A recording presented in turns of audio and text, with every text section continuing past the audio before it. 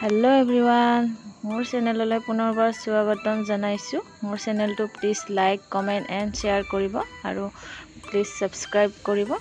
আৰু মোৰ থাম্বনেলটো দেখি আজি নিশ্চয় গম পাইছে আজি মোৰ ভিডিওটো কি লৈ আহিছো কঁঠালৰ গুটিৰ সৈতে মাংস আধা কিলো মই মাংস লৈছো আদা নহৰু পেষ্ট লৈছো কঁঠালৰ গুটি লৈছো কেইটামান আলু লৈছো এটা ডাঙৰ সাইজৰ বিলাহী লৈছো এটা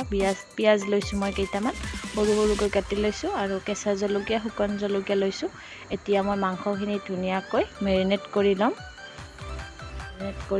মাংসখিনি মেৰিনেট কৰিবৰ বাবে মই মিঠাতেল দি দিলো 2 চামুচ মান আৰু মই জিৰা গুৰি দিলো 1 চামুচ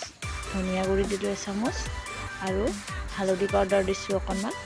আৰু মই ইয়াতে অকনমান নিমখ দি দিলো আধা চামুচ নিমখটো সোৱাদ অনুসৰি লব কম বেছি আৰু এইখিনি মই ধুনিয়াকৈ এতিয়া মেৰিনেট কৰি লম আৰু মেৰিনেট কৰি মই আধা ঘণ্টাৰ কাৰণে ফ্ৰিজত ৰাখি দিম আদা নহৰু পেষ্ট দি দিছো অকনমান মেৰিনেট কৰা হৈ গল এইখিনি মই ফ্ৰিজত ৰাখি দিম আৰু মই এতিয়া কেৰাহী এটা গৰম হোৱাৰ কাৰণে ৰাখি দিছিলো তাত মই কাটি ৰখা পিয়াজখিনি দি দিলো কেঁচা জলকীয়া কেইটাও দিলো আৰু আদা নহৰু পেষ্টখিনি দি দিম মই ইয়াতে আদা নহৰুখিনি সেন জোৱালৈকে অকনমান ভাজি লম মই ভাজি লোৱাৰ পিছত মই 1 চামুচ চিকেন মছলা দিছো আৰু 1 চামুচ মই মিট মছলাও দি দিলো আৰু এইখিনি মই ধুনিয়াকৈ এতিয়া লৰাই লম অকনমান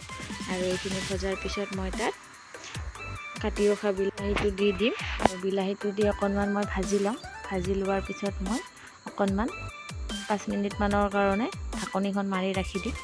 আৰু ঢাকনিখন মাৰাৰ পিছত ধুনিয়াকৈ বিলাহীখিনি গলি গৈছে আৰু মই এতিয়া ইয়াতে মেৰিনেট কৰি ৰখা মাংসখিনি দি দিলো অকনমান সময় মেৰিনেট কৰি ললে খাবলৈ খুবেই টেষ্টি লাগে আপোনালোকে টাইম থাকিলে মেৰিনেট কৰি লব আৰু নহলেও হ'ব নথলেও হ'ব আৰু কঁঠালৰ গুটি কেইটা দি দিছো মই ইয়াতে এতিয়া মই অকনমান ভাজি লম ভাজি লোৱাৰ পিছত মই এতিয়া ইয়াতে কাটি ৰখা আলুটো এড কৰি দিলো আলুটো দি অকনমান সময় ভাজি লৈ এতিয়া ঢাকনিখন মাৰি কিনে ৰাখি দিছিলো 20 মিনিট মানৰ কাৰণে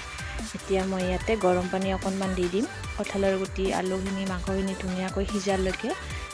অকনমান পানী দিছো মই বেছি পানী দিয়া নাই আপোনালোকে ইচ্ছা কৰিলে বেছি পানী দিব কিনি মই এতিয়া 10 মিনিট মানৰ কাৰণে হ'ব দিম আৰু মোৰ এইখিনি ৰেডি হৈ গল মই এতিয়া বাটি এটাত কৰি লৈছো আৰু মোৰ ভিডিওটো ভাল পালে please like comment and share কৰিব আৰু আপোনালোকৰ ফেমিলিৰ সৈতে শেয়াৰ কৰিব ধন্যবাদ।